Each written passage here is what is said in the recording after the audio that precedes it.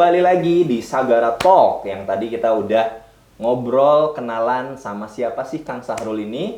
Nah, sekarang bersama saya Abel, kita lanjut lagi Sagara Talk dengan Kang Sahrul. Oke, Kang Sahrul. Ya. Tadi kita udah break dulu ya, udah Oke. ngopi-ngopi. Ini masih ada kopinya juga di sini. Kita pengen lanjut nih Ya. ngobrol nih Kang. Tadi Gimana? setelah kenalan sama Kang Sahrul, mungkin tadi yang belum tahu part satunya Kang Sahrul ini siapa, tonton dulu Kang Sahrul. Dan jangan lupa subscribe karena kita akan continue bikin konten-konten seputaran seni budaya dan ekonomi kreatif di Partai Gelora Indonesia. Oke, Kang Sahrul.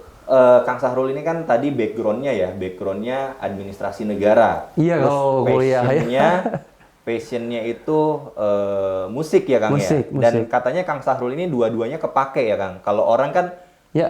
kuliahnya di mana kok malah jadi apa gitu. Ya, Kalau Kang ya, Sahrul ya. katanya dua-duanya kepake juga ya Kang. Kepake. Alhamdulillah, ya. kepake. Alhamdulillah. Berarti Kang Sahrul ini kalau saya sebutkan selain musisi, produser, entrepreneur juga, Ya, betul, punya usaha betul. juga katanya Ya, Kang ya, ya. ya. Dan banyak terlibat juga dengan networking pemerintahan dan lain-lain, Ya, betul betul, Kang ya. betul, Wah, betul. luar biasa. Jarang-jarang ada yang kayak gitu ya. Alhamdulillah. Alhamdulillah ya. Alhamdulillah. Oke, Kang Sahrul. Ini kalau sekarang nih saya lebih pengen ngomongin industri musik saat ini menurut Kang Sahrul tuh gimana Kang? Oke. Tadi kan Kang Sahrul udah bilang K-pop itu efeknya pengaruhnya sangat besar sekali. Betul. Bahkan ke pelosok-pelosok pedalaman pun orang tuh pada tahu tuh K-pop tuh, bahkan Betul. gaya-gayanya niruin K-pop gitu tuh. Iya, betul. Nah, mungkin nggak sih kalau industri musik kita nih, orang Indonesia, karya anak bangsa, bisa menyaingi K-popnya Korea, Kang? Gimana menurut Kang Sahrul? Oh, mungkin dong. Sangat mungkin ya. Jadi memang industri musik mungkin di Korea itu K-pop itu bisa menghasilkan devisa negara yang besar ya, Ya. dari K-popnya itu karena mendunia banget gitu kan. Bahkan Kang Sahrul ke Korea juga ya? Iya, sama ke Korea untuk juga ngelihat di sana gimana sih Iya, gitu kan. iya. Memang yang saya lihat yang harus kita coba bangun juga nih di sini bahwa kita harus bangga dulu. Bangga dulu. Kita harus bangga dengan apa yang kita punya di Indonesia ini. Ya. Ya kan? Kita harus bangga dengan budaya kita, ya kan? Dengan bahasa kita, gitu kan? Dengan apapun yang kita punya di Indonesia. Setelah bangga, lalu kita berkarya dengan rasa bangga itu, ya kan?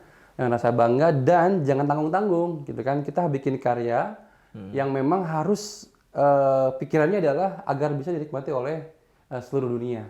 Makanya kita harus bikin karyanya memang standar yang bagus gitu ya. Jangan Berarti kualitas Kang ya? kualitas Kang ya? itu harus dijaga juga agar memang di industri musik ini ya kita kalau bisa dengar hasil lagunya gitu ya, mixing masteringnya misalnya dari lagu-lagu luar negeri ya kan, Korea atau apapun, kita coba pelajari seperti apa sehingga kita pun bisa menghasilkan kualitas yang seperti itu kayak gitu kan. Apalagi sekarang kan zamannya digital, Iya. kita bisa belajar dengan mudah ya. Kita bisa cari referensi di dunia digital, kayak gitu kan seperti apa. Jadi ngomongin industri musik nih, sekarang ini memang eranya digital, Kang Abel. Kalau dulu industri musik kita dengerin lagu itu dari kaset, Ya. kaset pita gitu ya. Iya. Kaset pita yang di style di tip Tape ya, gitu kan. tape ya. Ya. Yang gede kotak gitu Ya, ya. jadi dulu industri musik itu berputar lewat produk-produk dalam kaset itu, ya kan? Itu masa kemasan industri musik itu sekitar tahun 2004 gitu ya. 2004. Kaset tuh masih benar-benar orang pakai itu buat dengerin lagu ya. Dan Dulu kirim surat juga pakai lagu ya. Pakai lagu. Ke gebetan ya. Ngerekam gitu, dikirim gitu ya. pakai kaset itu Iya, kan. gitu ya. Kita beli di toko-toko kaset ya. Nah, terus setelah itu industri musik mulai bergeser dari kaset itu ke VCD ya. Iya, VCD, langsung ke VCD ya. Betul. Nah, di masanya VCD ini itu ada sedikit mulai boleh dibilang goncangan di industri musik. Kenapa? Karena mulai banyak orang yang ngebajak CD ini dan orang banyak yang lebih memilih membeli bajakannya dibanding yang orisinilnya. Kalau zaman kaset itu orang ada bajakan juga kan ya, zaman kaset juga. Tapi Kaset tuh kayaknya milenial nggak pada tahu deh. Nanti tahu ya? diliatin nih kaset ya.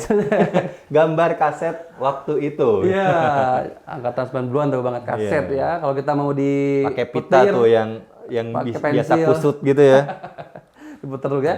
Nah, jadi zaman kaset itu udah ada bajakan juga, cuman orang masih banyak memilih yang beli yang orisinil karena memang jauh kualitasnya antara yang asli sama yang bajakan. Nah, di zaman CD ini itu orang mulai banyak yang lebih memilih yang bajakan karena memang Nggak jauh dinilai beda ya? kualitasnya itu nggak jauh gitu. Jadi nyetel pakai CD ataupun yang bajakan atau yang asli itu tetap kayaknya sama aja. Bahkan gitu. VCD playernya pun murah ya Kang ya. Murah Betul, ya Kang ya.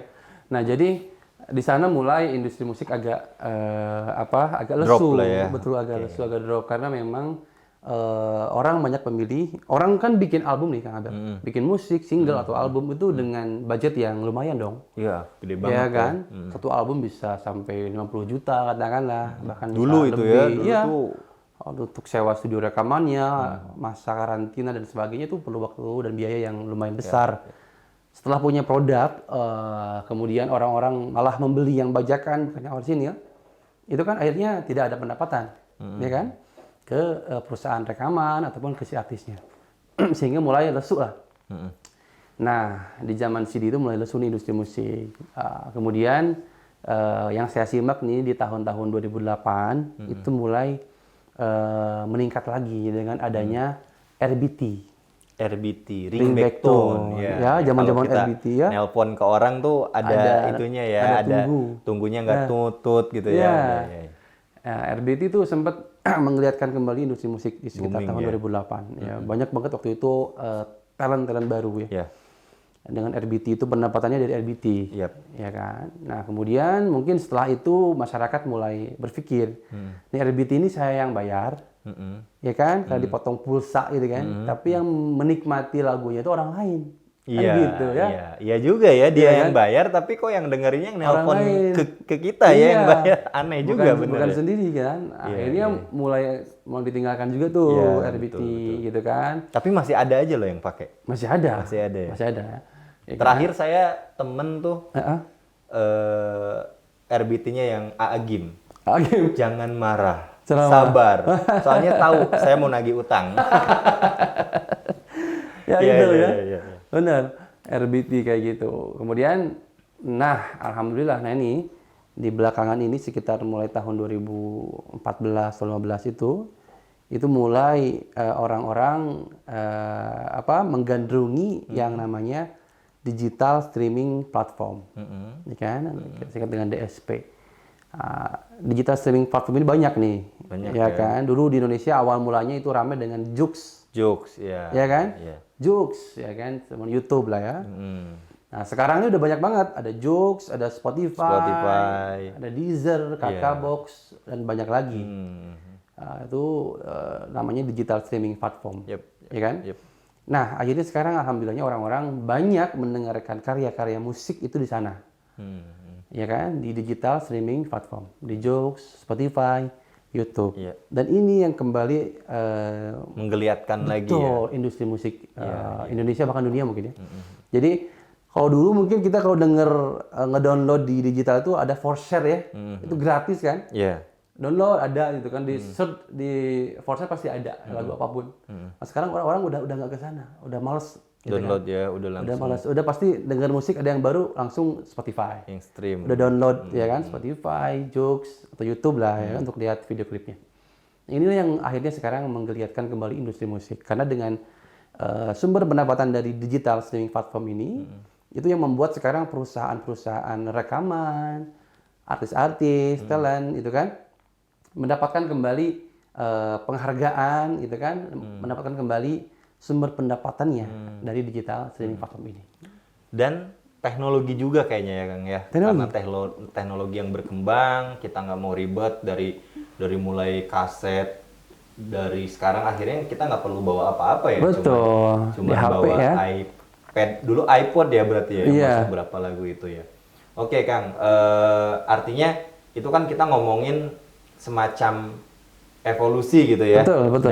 Dari sebuah industri musik itu sendiri gitu kan. Nah, kita masih tetap pengen nih, walaupun nanti saya pengen nanyain isu-isu yang banyak banget nih sekarang beredar tuh. Iya, Terakhir iya. kan ada sengketa yang cover lagu. Cover lagu, Gitu ya. Cover iya. lagu tuh hukumnya nih Seperti apa haram ya? atau enggak nih hukumnya nih Haram gitu atau kan. enggak. Karena malah ada yang lebih bagus yang cover. Apalagi kalau di Iya, YouTube iya, tuh iya, ya. iya. Kalau misalnya ada yang covernya, wah ini lebih enak Lebih gitu kan. enak. Malah lebih dari penyanyi aslinya dan malah jadi sengketa tuh kayak gitu. Viewernya lebih banyak dibanding Viewernya lebih yang banyak aslinya. gitu ya. Ya kalau ngomongin begituan kan sensitif ya Kang ya. Betul. Apalagi udah dimonetize dan lain-lain gitu. Nah kira-kira hal-hal yang kayak gitu tuh ada aturannya nggak sih Kang? Ada. Jadi ada peraturan pemerintah yang memang mengatur itu, ya kan? Intinya bahwa ketika kita mau membawakan kembali sebuah lagu, ya kan? Dengan tujuan untuk komersil, ya kan? Itu wajib untuk meminta izin dari si pemilik dari lagu tersebut. Oke. Gitu kan. Jadi karena niatnya komersil. Ketika kita misalnya mengcover lagu di YouTube, ya kan, dipasang di YouTube itu kan tentu untuk mendapatkan viewer, ujung-ujungnya untuk dapetin pendapatan ya, income, penghasilan. Nah itu seharusnya itu izin dulu. Walaupun di kondangan Kang, level RT RW gitu, Ya. harus izin juga atau gimana Kang? Kalau itu nggak beda. Oh beda. Ya, kalau ini kan saya bilang tadi digital streaming platform. Oh iya, skupnya memang digital gitu ya. Oke. YouTube ini kan termasuk itu. Ada YouTube, ada Spotify, ada Joox. Itu saat ini adalah saluran-saluran untuk mendistribusikan karya musik. Kalau dulu kan di toko-toko kaset nih. Ya. Nah sekarang di YouTube ya kan, Spotify dan sebagainya. Tentu kalau kita mau, kalau kita pasang karya di digital streaming platform itu, di toko-toko itu, berarti kita kalau kita menggunakan karya orang lain harus izin dulu dong, karena kita mau menjual itu. Yep. Kalaupun misalnya nih tidak izin, misalnya kita coba aja deh, nggak apa-apa, iseng-isengan gitu kan, cover lagu apa segala macam, it's okay nggak apa-apa. Cuman nanti kemungkinan ada beberapa risiko. Yang pertama adalah seberapa banyak viewer yang kamu dapatkan itu mungkin tidak akan menghasilkan apa-apa untuk diri kita, karena itu copyright-nya itu punya orang lain. Gitu kan, itu bisa diambil sama yang punyanya gitu. Mungkin kita hanya akan mendapatkan nama kita mulai dikenal aja, mungkin seperti itu. Berarti gini Kang. Jadi sebenarnya karena perpindahan tadi digitalnya itu mungkin ngebajaknya tuh secara tidak langsung berpindah bentuk juga ya Kang ya. Betul. Dengan mengcover tidak izin dan dia termonetize sama aja kayak ngebajak secara halus mungkin, atau bisa dibilang seperti itu gitu ya. ya. Iya, jadi memang ada musisi yang memang senang di cover lagunya ada. Iya. Dengan harapan mungkin jadi dipromosiin secara gratisan ya. Kemudian ada yang nggak suka gitu kan, harus izin dulu, ada. Itu macam-macam sebetulnya. Cuman secara peraturan pemerintah itu kan harusnya itu izin dulu. Izin dulu. Itu lewat mana izinnya? Biasanya sebuah lagu yang dipublish secara resmi di digital streaming platform, itu mereka pasti punya yang namanya publishing. Nah, kalau kita pengen cover ulang, recycle lagu orang lain, itu biasanya kita cukup menghubungi publishingnya. Itu publishingnya itu bisa tertera di keterangan di kreditnya ya biasanya. Ada tuh siapa publishingnya, ya kan? Kita tinggal searching gitu kan di Google misalnya, siapa misalnya publishingnya, kemudian kita kontak, kita pengen membawakan ulang nih lagu ini, itu nanti ada, tinggal ditempuh lah seperti apa kayak gitu kan. Seperti itu. Jadi kalau pengen membawakan harusnya itu seperti itu, gitu kan. Tapi kalaupun mau cover ya coba-coba aja. Itu boleh-boleh aja. Cuma nanti pasti ada resiko-resiko di belakang. Oke. Seperti itu. Oke, sebenarnya banyak banget pengetahuan yang pengen kita sharing nih sebenarnya nih teman-teman semua di industri lagu, yang memang kebetulan Kang Sahrul ini juga memang praktisi dan juga musisi, jadi banyak banget bisa dikonsultasikan. Jadi nanti kalau misalnya teman-teman mau nanya atau mau nambahin juga boleh ya di sini, tinggal di komen aja. Boleh. Di komen mau ditanyain, siapa tahu nanti di sesi berikutnya. Dan nanti nggak hanya Kang Sahrul yang akan kita undang ke sini. Nah, karena kebetulan anggota di bidang seni budaya ekonomi kreatif di Partai Gelora ini juga banyak orang-orang yang punya expertise ataupun talented ya, dari perfilman, dari event, dari ekonomi kreatif dan lain-lain. Nanti kita akan undang satu persatu. Nah, kembali lagi nih Kang, tadi kan udah cerita sekilas tentang industri musik dari masa kejayaannya dan masa ya drop dikit-dikit lah ya. Iya. Nah, ini sebagai penutup di sesi ini nih Kang. Tadi kita udah ngomongin perjalanan industri musik. Nah, Kang Sahrul, kalau korelasinya dihubungkan dengan visi misi Partai Gelora untuk 5 besar dunia, balik lagi ke pertanyaan yang awal. Tadi saya udah dapat poinnya sebenarnya, yaitu adalah bangga dulu sama yang kita punya, gitu kan, baru kita pede di situ nih. Kira-kira ada nggak strategi Kang Sahrul melalui bidang seni budaya ini untuk menghantarkan Indonesia nantinya di bidang seni dan budaya tentunya untuk menyaingi K-pop itu? Kira-kira strateginya tuh apa sih Kang? Kalau saya sih pengen ngajak ke teman-teman di seluruh Indonesia yang punya karya musik, karya lagu, ya kan, atau musik, itu boleh kalau pengen di-share ke kita, ke Partai Gelora, di bidang seni budaya khususnya, di Sagara Movement, silahkan di-share.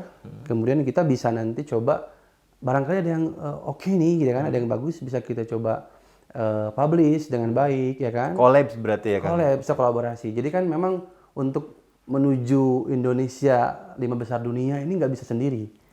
Harus kolaborasi, kemudian juga semua bidang juga harus bergerak, ya kan? Bidang sumber daya manusia, sumber daya alam, seni budaya, termasuk musik juga dong, ya kan? Harus juga bergerak. Jadi buat teman-teman yang punya karya jangan ragu deh, gitu kan? Kalian harus bangga dengan karya kalian. Coba aja dulu. Boleh mungkin misalnya Kang ini kira-kira bagus nggak misalnya gitu ya. Coba di-share ke kita. Nanti juga banyak juga teman-teman kita di sini yang juga expert di bidang musik, kita bisa dengarkan, kita bisa sharing. Kalau ada yang bagus, kita coba bisa bersama untuk mungkin dipublish dengan baik, ya kan? Karena ketika karya kita, musik kita, lagu kita dipublish dengan baik, kemudian juga ternyata booming gitu ya, viral, itu dampaknya besar. Dampaknya untuk pribadi kalian, pribadi kita juga akan bisa mendapatkan sesuatu di sana, ya kan, lewat karya kita itu. Dan juga mendorong, ya kan, mendorong industri musik Indonesia untuk semakin maju, ya kan, untuk semakin besar gitu kan, sehingga nantinya industri musik juga bisa berkontribusi, ya kan, terhadap kemajuan Indonesia yang diharapkan nanti gitu. Jadi kalau yang saya tangkap nih Kang, berarti strateginya adalah berkolaborasi ya, sesama anak bangsa, para pemuda nih, para netizen. Kang Sahrul mengajak untuk berkolaborasi dalam menciptakan karya-karya yang tidak kalah, karena saya yakin Indonesia juga sangat kaya ya Kang akan itu, dan orang Indonesia tuh kreatif. Ya ayolah nih bergabung nih sama Kang Sahrul di industri seni, budaya dan ekonomi kreatif. Jadi kita calling for all partisipan nih. Jadi apakah kita mau bikin event gitu ya Kang ya, atau apa dan lain-lain, yang pokoknya yang kesenangannya sama nih, kita wadahi nih. Kang Sahrul akan wadahi dengan program-program yang beraura positif untuk membawa Indonesia ini lebih maju lagi di bidang seni dan budaya itu ya Kang ya.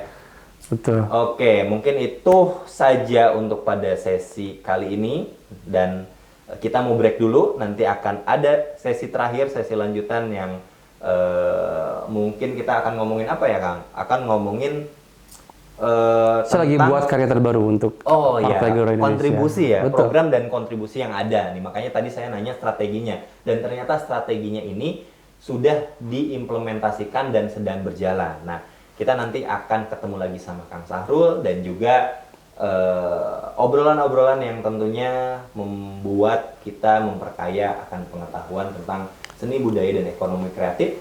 Karena di Sagara Talk kita ngomongin seni budaya, ekonomi kreatif, potensi Indonesia. Salam, ciao.